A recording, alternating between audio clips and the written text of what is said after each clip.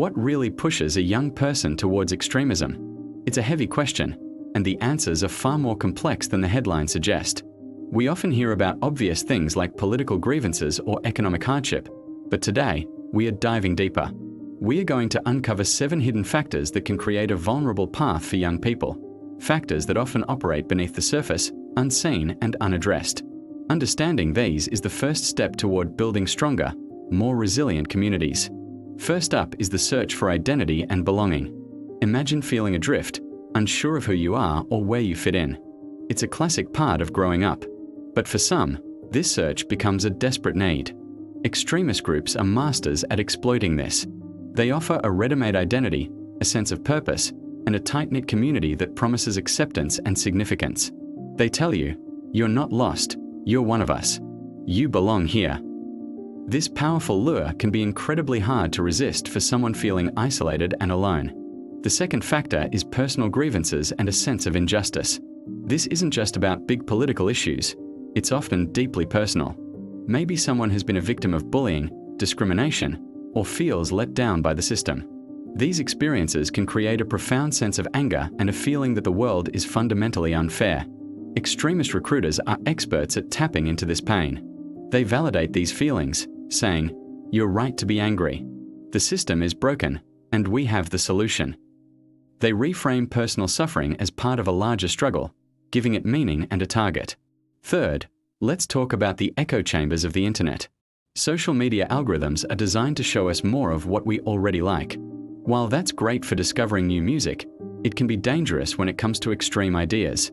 A young person might start by watching a single provocative video out of curiosity.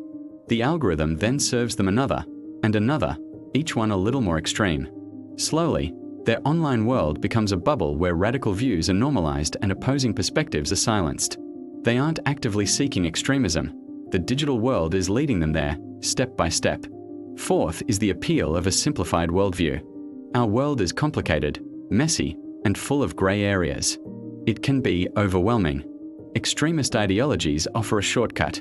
They provide simple, black and white answers to complex questions.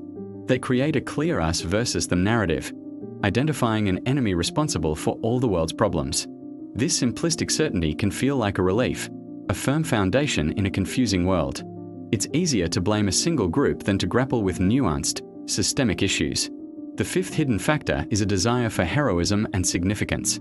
Many young people dream of making a difference, of being part of something bigger than themselves. Extremist groups twist this noble desire. They frame their violent or hateful actions as heroic, as a necessary sacrifice for a greater cause.